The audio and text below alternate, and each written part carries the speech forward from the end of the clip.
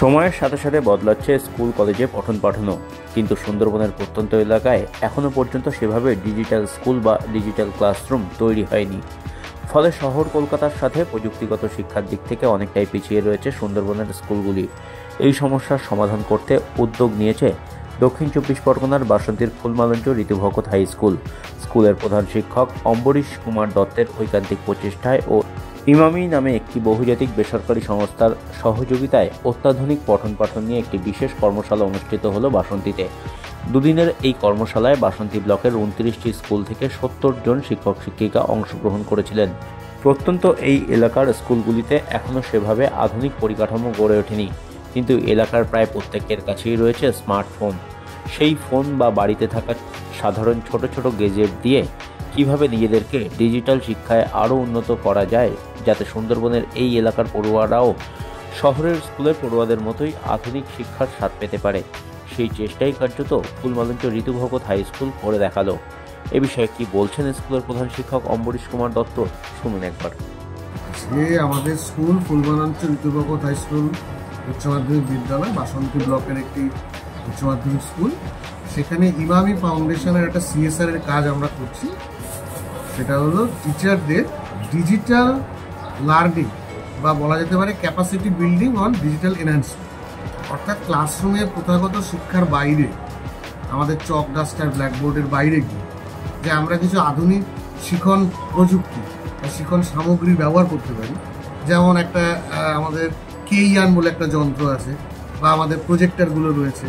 Mobile ফোনকে কিভাবে আমরা পড়াশোনার কাজে ব্যবহার করতে পারি, যদিও সেটা কর্তৃপক্ষের অনুমোদন সাপেক্ষে, সেইগুলোকে শিক্ষকদেরকে শেখানো হচ্ছে, যাতে আমাদের এই সুন্দরবনের প্রত্যন্ত অঞ্চলের বাচ্চারা, যারা হয়তো শহুরে আদব কায়দা বা শহুরে বিভিন্ন রকম সুযোগ সুবিধা থেকে বঞ্চিত, অন্তত আমাদের যে সমস্ত শিক্ষক শিক্ষিকারা এই সুযোগ সুবিধা পাচ্ছেন, তারা যাতে তাদের এই জ্ঞানটা বাচ্চাদের কাছে পৌঁছে দিতে পারেন। এই জন্যে স্কুলের শিক্ষক শিক্ষিকাদের একটা অভিমুখীকরণ বা একটা ক্লাস কোর্স আমরা করাচ্ছি। এটা আজকে প্রথম টায়ার হচ্ছে কোর্সে। এটার নাম আমরা দিয়েছি দক্ষ, মানে দক্ষ 3.0। এটা হচ্ছে প্রথম স্তর। এই স্তরটা ওনারা পাশ করলে, বা পাশ লেখা তো পরীক্ষা হবে না, এখানে যেটা হবে এনাদের একটা রিভিশন হবে, একটা ফিডব্যাক নেওয়া হবে, এবং তার উপর ভিত্তি করে টায়ার 2 এবং টায়ার 3। এবং আমরা যে কোর্সটা ইমামি ফাউন্ডেশনের সহযোগিতায় করানো চলেছি, তাতে আমাদের বিশ্বাস যে যারা টায়ার 3 পর্যন্ত করবে, অন্ততপক্ষে কম্পিউটারে বিরাট এক্সপার্ট না হলেও একটা স্কুল স্তর ছাত্রছাত্রীদেরকে আধুনিক শিক্ষায় তারা অন্তত আগ্রহী করতে পারে।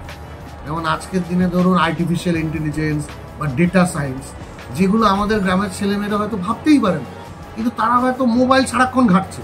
কিন্তু সেই মোবাইল ঘাঁটাটাকে তার ইতিবাচক দিকে যাতে আমরা নিয়ে যেতে পারি, যাতে তারা ওই ফ্রি ফায়ার গেমস না খেলে বা অন্যান্য কোনো অনলাইন গেমসে আসক্ত না হয়, আজে বাজে রিলস বা অন্যান্য এমন কিছু জিনিস যেগুলো শিশু মনকে কলুষিত করে, বা আজকালকার দিনে যে সমস্ত অনেক ঘটনা ঘটছে, সাইবার প্রতারণা, এমনকি বিভিন্ন সেক্স র্যাকেটেরও তারা শিকার হয়ে যাচ্ছে। আমাদের কন্যাশ্রী ক্লাবও রয়েছে, সেগুলোই যারা তারা বুঝতে পারে, সেইগুলোই তাদেরকে শেখানোর জন্য আগে টিচারদেরকে শেখানো। মোট 3টি ধাপে শিক্ষক শিক্ষিকাদের এই ডিজিটাল শিক্ষার প্রশিক্ষণ দেওয়া হবে বলে জানিয়েছেন উদ্যোক্তারা। এই কর্মশালায় অংশগ্রহণ করে খুশি শিক্ষক শিক্ষিকারাও। এ বিষয়ে শিক্ষক শিক্ষিকাদের দাবি, এটি অত্যন্ত ভালো উদ্যোগ। এলাকার ছেলেমেয়েদেরকে আধুনিক শিক্ষায় যদি শিক্ষিত করতে তারা না পারেন, তাহলে এই ছেলেমেয়েরা শহরের ছেলেমেয়েদের সাথে প্রতিযোগিতায় কোনোভাবেই পেরে উঠবে না। যেভাবে AI ডেটা সায়েন্সের প্রয়োগ শুরু হয়েছে সর্বক্ষেত্রে, সেখানে এই এলাকার প্রত্যন্ত পড়ুয়াদেরকেও ডিজিটালি অনেক শক্তিশালী হতে হবে বলেই দাবি প্রশিক্ষণ নিতে আগত শিক্ষক শিক্ষিকাদের।